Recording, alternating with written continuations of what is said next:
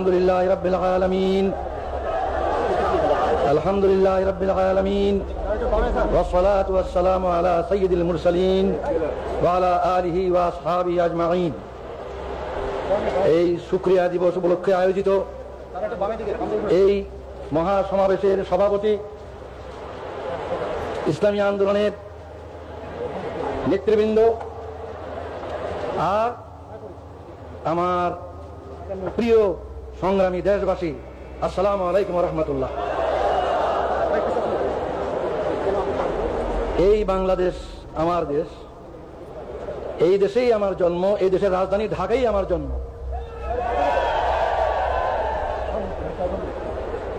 জন্মগত নাগরিকত্ব আল্লাহর দান, কে কোথায় জন্ম নেবে এটা ফয়সালা তিনি করেন। এই জন্মসূত্রে নাগরিকত্ব কেড়ে নেওয়ার কোনো অধিকার নেই, তবু কেড়ে নেওয়া হয়েছিল। আজ আমার কোনো দুঃখ নাই, আমার কোনো দুঃখ নাই।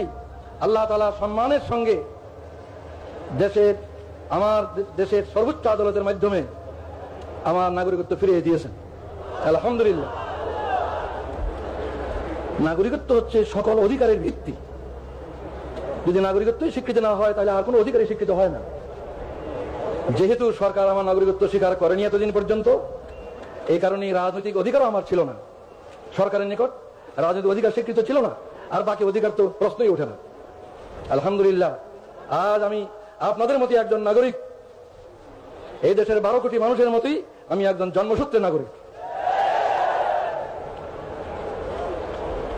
আজ 23 বছর পর আমার প্রিয় দেশবাসীর সামনে হাজির হওয়ার আমার সৌভাগ্য হলো। 23 বছর পূর্বে আমার এই প্রিয় দেশের মাঠ, ময়দান, রাজপথ আমার বিচরণ ক্ষেত্র ছিল।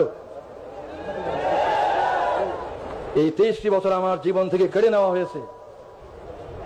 দুঃখ নয়, আল্লাহ তাআলা আবার আমাকে সুযোগ করে দিয়েছেন। আপনাদের সাথে সেই শুকরিয়া শরীক হওয়ার জন্য আমি আজকে হাজির হয়েছি। আজকে আমি অনেক বেশি কথা বলতে চাই না, আজ সূচনা মাত্র। ইনশাআল্লাহ কথা বলার আরো সুযোগ আল্লাহ তাআলা দেবেন, আমি আশা করি, যদি বাঁচিয়ে রাখেন আল্লাহ। আজ আমি অল্প কটি কথা বলি, আপনাদের কাছ থেকে বিদায় হতে চাই। আমার প্রথম কথা হলো, 23 বছর পর, বিগত 23 বছরের দিকে আমি দৃষ্টি দিয়ে শ্রদ্ধার সঙ্গে স্মরণ করছি আমার এই দেশের অনেক বড় বড় নেতাকে, যারা দুনিয়া থেকে চলে গিয়েছে। তাদের মধ্যে দুজন নেতা এমন, আইয়ুব খানের স্বৈর শাসন আমলে যাদের সাথে মিলে আমি গণতান্ত্রিক আন্দোলনে একসাথে কাজ করেছি, সেই দুইজন আজকে নেই দুনিয়ায়। তারা হলেন মৌলানা আব্দুল হামিদ খান ভাসানী এবং শেখ মুজিবুর রহমান। এরপর আমি স্মরণ করি আরো দুজনকে, এই দেশে গণতন্ত্র পুনর্বহালের জন্য যাদের অবদান অস্বীকার করার সাধ্য কারণ নেই। সেই দুজনও দুনিয়ায় নেই আজ। একজন জেনারেল আতাউল গনি উসমানী, আর একজন জেনারেল পরবর্তীকালে প্রেসিডেন্ট জিয়াউর রহমান। শ্রদ্ধার সঙ্গে তাদের স্মরণ করি। আরো স্মরণ করি কয়েকজনকে, যারা এদেশে আল্লাহর দিন, আল্লাহর কালিমার ঝান্ডাকে সমুন্নত করার জন্য আজীবন চেষ্টা করে গেছেন। তাদের অবদানকে আমি স্মরণ করি। তারা হলেন মৌলানা আতহার আলী, মৌলানা মোহাম্মদ আব্দুর রহিম, মৌলানা মোহাম্মদুল্লাহ হাফিজ জি হুজুর এবং সরসিনার মৌলানা আবু জাফর মোহাম্মদ সালেহ পীর সাহেব সরসিনা। আরো অনেকেই 23 বছরের আগে যারা দুনিয়া থেকে গুজরে গেছেন, তাদের কথা আমি উল্লেখ করলাম না। এই 23 বছরে যাদেরকে হারিয়েছি তাদের কথা স্মরণ করে, শ্রদ্ধার সঙ্গে স্মরণ করে আমি আমার এই দ্বিতীয় কথা শেষ করলাম। এরপর 72 বছর বয়সে দাঁড়িয়ে আমি ভাবছি যে আমার ডাক কবে আসে আল্লাহর পক্ষ থেকে। তিনি কতদিন দুনিয়াতে আমাকে কাজ করার সুযোগ দিবেন তিনি জানেন। আমার কোনো ব্যক্তিগত উচ্চাকাঙ্ক্ষা নাই, আমি নিজে দেশের বড় কিছু হব, দেশের কোনো কর্তা হব, এই ধরনের কোনো কামনা আমার নাই। কিন্তু একটি কামনাই আমাকে অস্থির করে, যে দুনিয়া থেকে যখন বিদায় নেব তখন আমার এই দেশবাসীর 12 কোটি মানুষকে কি অবস্থায় আমি রেখে যাব। তাদেরকে সুখী নিরাপত্তাবোধ নিয়ে বেঁচে থাকার মতো অবস্থায় রেখে যেতে পারবো কিনা, এটা আমার সবচেয়ে বড় চিন্তা। ক্ষুধা তৃষ্ণা,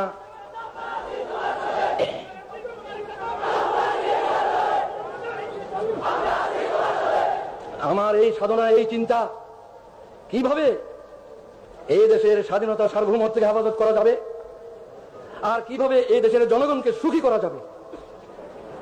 ভাত, কাপড়, বাসস্থান, চিকিৎসা, শিক্ষা, স্বাস্থ্য, এগুলোর কারণে মানুষ কষ্ট পাবে না এমন অবস্থায় যদি রেখে যেতে না পারি, যাবার সময় যদি তাদেরকে সুখ শান্তিময় অবস্থায় দেখে যেতে না পারি, তাহলে এই জীবনের সার্থকতা কি? এটি আমার একমাত্র ধান্দা। এই কথাটা চিন্তা করা সহজ, কাজটি সবচেয়ে কঠিন। কিভাবে আমাদের এই দেশের লোক এই দুর্নাম থেকে মুক্তি পাবে যে এই দেশ নাকি গরিব এবং ভিক্ষুকের দেশ, সারা দুনিয়ায় এই বদনামের বোঝা আমরা বয়ে বেড়াচ্ছি। এই দেশের লোকের উন্নতি হোক, এই দেশের লোকের এই বদনাম ঘুচুক, এটি আমার সবচেয়ে বড় সাধনা, সবচেয়ে বড় কামনা। এই বিরাট কাজটি এমনি এমনি হবে না, কোন এক দলের পক্ষে সম্ভব হবে না, কোন দলীয় সরকার একলা পারবে না, অনেক সমস্যা। তাই আমি মনে করি যে এই বিরাট কাজটি করা তখনই সম্ভব হবে যদি আমরা রাজনৈতিক ভেদাভেদ, বিদ্বেষ, হিংসা, সন্ত্রাসী রাজনীতি এবং এজিটেশনাল পলিটিক্স, উত্তেজনাপূর্ণ রাজনীতি ইত্যাদি ক্ষান্ত করে সুস্থ রাজনীতি আমরা সবাই করতে রাজি হই। আমি মনে করি যে দেশ গড়ার চিন্তা ভাবনা যাদের আছে তারাই রাজনীতি করেন, আর রাজনীতির ময়দানে যারা নেতৃত্ব দিচ্ছেন তাদের চেষ্টা সাধনের উপরই এই জনগণের ঐক্য নির্ভর করে। জনগণের মধ্যে বিভেদ সৃষ্টি করে কোনো নেতৃত্ব সফল হবে না। জনগণের মধ্যে ঐক্য সৃষ্টি করে সত্যিকার ভাবে দেশের কল্যাণ করা সম্ভব। এই ঐক্যের জন্য আসুন আমরা সকলে চেষ্টা করি। অতীতের বহু উত্থান পতন হয়েছে, রাজনীতির অঙ্গনে বহু উত্থান পতন হয়েছে। আসুন আমরা ওইসব অতীতের দুঃখের কথাগুলি ভুলে যাই। আমরা যারা রাজনীতি ময়দানে আসি, আসুন একসাথে বসি, ভাব বিনিময় করি। দেশের সমস্যা অজানা নয়, সবার কাছে আমাদের জানা। আসল কথা সমাধানের পথ কি, কিভাবে সমাধান করব, এই সমাধানের জন্য আসুন একসাথে বসি, একসাথে চিন্তা করি, মতের বিনিময় করি। আমরা ঐক্যবদ্ধভাবে চেষ্টা করা ছাড়া এই বিরাট কাজ কিছুটি সম্ভব নয় বলে আমি বিশ্বাস করি। আমি দেশবাসীর সকলের কাছে এই কামনা করি যে আপনারাও দোয়া করেন। আমি এই চেষ্টাই করতে চাই, প্রতিটি রাজনৈতিক নেতার দুয়ারে দুয়ারে আমি যেতে চাই, প্রতি নেতার কাছে আমি ধর্ণা দিতে চাই। আসুন আমরা দেশকে গড়ি একসাথে মিলে। এই ঐক্য ছাড়া এই দলীয় কর্তৃত্ব, নেতৃত্ব, এগুলি নিয়ে আমরা ঝগড়া করতে পারবো কিন্তু দেশ গড়তে পারবো না। এগুলি নিয়ে আমরা মারামারি কাটাকাটি করতে পারবো কিন্তু জনগণকে সুখ শান্তি দিতে পারবো না। আমি আর বেশি কথা বলতে চাই না। এখানে একটা গুরুত্বপূর্ণ কথা আমি বলতে চাই, সেটা হচ্ছে রাজনীতির ময়দানে যারা কাজ করেন, বিভিন্ন দলের মধ্যে মতের পার্থক্য থাকা খুবই স্বাভাবিক এবং এই পার্থক্যের কারণে রাজনৈতিক সিদ্ধান্ত ভিন্ন ভিন্ন হয়। বিভিন্ন দলের বিভিন্ন রকম রাজনৈতিক সিদ্ধান্ত হয় এবং এক দলের সিদ্ধান্ত আরেক দলের নিকট গ্রহণযোগ্য হয় না, এটা হয়েই থাকে, এটা স্বাভাবিক। এই কারণে আমাদের মধ্যে যে দূরত্ব, পারস্পরিক এই দূরত্ব দূর করতে হবে। আর দূর করার পথ এটাই যে অতীতকে ভুলে যাওয়া। আমার বিরুদ্ধে যারা ব্যাপক অপপ্রচার করেছেন বহু বছর থেকে, আমি তাদের অপপ্রচারকে কিছুই মনে করি না। তাদের বিরুদ্ধে আমার কোনো বিদ্বেষ নাই, আমি তাদের বিরুদ্ধে কোনো অভিযোগ করব না। তাদেরকে আমি অনুরোধ করব, আসুন আমরা একসাথে মিলে দেশ গড়ার চেষ্টা করি। আমারও যদি কোনো ভুল হয়ে থাকে, ইচ্ছাকৃতভাবে দেশের এবং জনগণের ক্ষতির কোনো চেষ্টা আল্লাহর রহমত আমি কোনোদিন করিনি। যা ভালো বুঝেছি দেশের জন্য, জনগণের কল্যাণের জন্য করেছি। এরপরেও মানুষের ভুল হয়, ভুল হতে পারে। কেউ আমার কোনো কাজকে ভুল মনে করতে পারেন, সাধারণ তাদেরকে আমি দোষী বলবো না।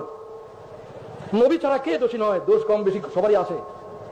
তাই যারা আমার কোনো কাজকে ভুল মনে করেছেন, আমার কোনো কাজে অসন্তুষ্ট হয়েছেন, আমার কোনো কাজে ব্যথিত হয়েছেন, দুঃখ পেয়েছেন, আমি তাদের সবার কাছে জানাচ্ছি আপনাদের এই বেদনার সঙ্গে আমি শরীক, আমিও দুঃখিত।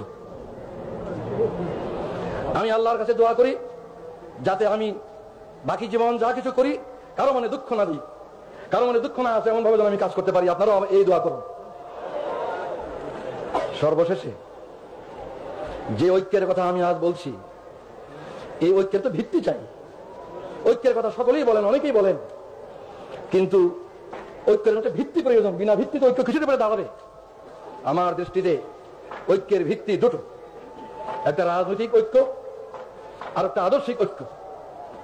রাজনৈতিক ঐক্য, আদর্শিক ঐক্য, এই দুটো ঐক্যের ভিত্তিতে আমরা এই দেশের 12 কোটি মানুষকে ঐক্যবদ্ধ করতে পারি। রাজনৈতিক ঐক্য মানে হচ্ছে এই বাংলাদেশের যে সীমানা, এই সীমানার ভিতরে যে বাংলাদেশ, এই বাংলাদেশের স্বাধীনতা সার্বভৌমত্বকে হেফাজত করতে হবে। অত্যন্ত বেদনার সঙ্গে লক্ষ্য করছি, বিদেশ থেকে এসে কিছু লোক আমাদের দেশে এই কথা বলার সাহস পায় যে 47-এর সীমানা উঠিয়ে দিতে হবে। 47-এর সীমানা উঠিয়ে দিলে বাংলাদেশ কোথায় থাকবে? 47-এ ভারত ভাগ করে যে সীমানা ঠিক করা হয়েছিল, সেই সীমানায় কি বাংলাদেশের সীমানা নয়? 71-এ কি সেই সীমানার ভিতরে স্বাধীন বাংলাদেশ কায়েম হয়নি? এই সীমানার হেফাজত করা হলো রাজনৈতিক ঐক্যের পয়লা ভিত্তি। রাজনৈতিক ঐক্যের ভিত্তি এটাই। যারা এই সীমানা তুলে দিতে চায় তারা এই দেশের স্বাধীনতার রক্ষক হতে পারে না। যারা এই সীমানা তুলে দিতে চায় তারা এই দেশের স্বাধীনতার সার্বভৌমত্বে বিশ্বাস করে না। আমি বিশ্বাস করি দেশের দায়িত্বশীল সকল রাজনৈতিক দল এই বিষয়ে একমত যে বাংলাদেশের এই সীমানার ভিতরে যে সীমানা 47 হয়েছিল এবং 71-এ যে সীমানাকে নিয়ে স্বাধীন সার্বভৌম বাংলাদেশ প্রতিষ্ঠিত হয়েছে, এই সীমানার হেফাজত করা আমাদের সকলের পবিত্র দায়িত্ব এবং এটা আমাদের রাজনৈতিক ঐক্যের ভিত্তি। কিন্তু রাজনৈতিক ঐক্য কি যথেষ্ট? রাজনৈতিক ঐক্য কখনো যথেষ্ট নয়। আদর্শিক ঐক্য ব্যতীত রাজনৈতিক ঐক্য ক্রিয়াশীল হয় না। আমি অনেক ভেবে চিন্তে তালাশ করে দেখেছি যে 3টি কথাই হচ্ছে আদর্শিক ভিত্তি। 3টি কথাই হচ্ছে আদর্শিক ভিত্তি। আল্লাহ যিনি আমাদেরকে সৃষ্টি করেছেন, যিনি আমাদের মনিব, মাহবুদ, প্রভু, সেই আল্লাহ ঐক্যের, আদর্শিক ঐক্যের পয়লা ভিত্তি। সেই আল্লাহ মানব জাতির দিশারি হিসাবে, পথ প্রদর্শক হিসাবে তার রসুলকে পাঠিয়েছেন, যুগে যুগে রসুলগণকে পাঠিয়েছেন। সর্বশ্রেষ্ঠ রসুল মুহাম্মদ রাসূলুল্লাহ সাল্লাল্লাহু আলাইহি ওয়াসাল্লাম হচ্ছে দ্বিতীয় আদর্শিক ভিত্তি। তৃতীয় আদর্শিক ভিত্তি হচ্ছে আল কোরআন, যা মানব জাতির জীবন বিধান আল্লাহর পক্ষ থেকে রসুলের মাধ্যমে এসেছে। এই আল্লাহ, আল্লাহর রসুল এবং আল্লাহর কোরআন এর কোনোটাই জামাত ইসলামীর দলীয় সম্পদ নয়। এই তিনটার কোনোটাই কোন দেশের কোন দলের তাদের নিজস্ব সম্পদ নয়। এই সম্পদের ভিত্তিতে আমাদের মধ্যে ঐক্য না হওয়ার আমি কোনো কারণ দেখি না। আমি অত্যন্ত আনন্দ বোধ করি যে আমাদের দেশে প্রধান প্রধান দলগুলির নেতৃবৃন্দ তারা মুসলিম। আমাদের দেশের প্রধান প্রধান দলগুলির নেতৃবৃন্দ মুসলিম। তারা নামাজ পড়েন, হজ করেন, কোরআনকে তারা অস্বীকার করতে পারেন না। নামাজ, রোজা, হজ এগুলি কোরআনই আছে, তারা এগুলি করেন। সুতরাং আমি কি করে মনে করবো তারা কোরআনকে পছন্দ করেন না? নিশ্চয়ই তারা কোরআনকে বিশ্বাস করেন। তাই আমি এই আকুল আবেদন জানাই, রাজনৈতিক ঐক্যের ভিত্তি বাংলাদেশের সার্বভৌমত্ব এবং স্বাধীনতাকে রক্ষা, আর আদর্শিক ভিত্তি হচ্ছে আল্লাহর প্রতি দৃঢ় বিশ্বাস এবং আস্থা, যেটা আমাদের বাংলাদেশের শাসনতন্ত্রে আছে। দ্বিতীয় মুহাম্মদ রাসূলুল্লাহ সাল্লাল্লাহু আলাইহি ওয়াসাল্লামের নেতৃত্ব, তৃতীয় কোরআনের বিধান। এই ঐক্যের ভিত্তিকে যদি আমরা গ্রহণ করি, কাল থেকে আমরা দেশ গড়ার কাজ শুরু করতে পারি। আমি বিদায়ের আগে জনাব আব্বাস আলী খান সাহেব, যিনি এতদিন ভারপ্রাপ্ত আমির হিসাবে এই ভার বহন করেছেন, তিনি আমার চেয়ে 7 বছরের বয়সে বেশি। আমি 72 আর উনি 79।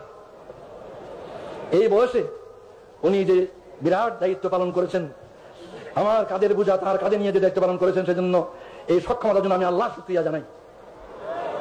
আমি তাকে মুরব্বী মনে করি বয়সের দিক দিয়ে। আমি তাকে অনুরোধ জানাই যে তিনি আমার জন্য দোয়া করবেন, যেন আমার বাকি জীবন এই দেশের কল্যাণের জন্য, এই দেশের জনগণের সমৃদ্ধি উন্নতির জন্য, সুখ শান্তির জন্য ঠিক মতো কাজ করতে পারি। আর জাতীয় ঐক্য সৃষ্টির জন্য যে আমি নিয়ত করেছি, সেই নিয়ত যেন আল্লাহ তাআলা আমার পুরা করেন। এই দোয়া করার আবেদন জানিয়ে আমি বিদায় নিচ্ছি এই বলে, আল্লাহু আকবার। বাংলাদেশ জিন্দাবাদ, জামাতে ইসলামী জিন্দাবাদ। খোদা হাফেজ। আসসালামু আলাইকুম ওয়া রাহমাতুল্লাহ।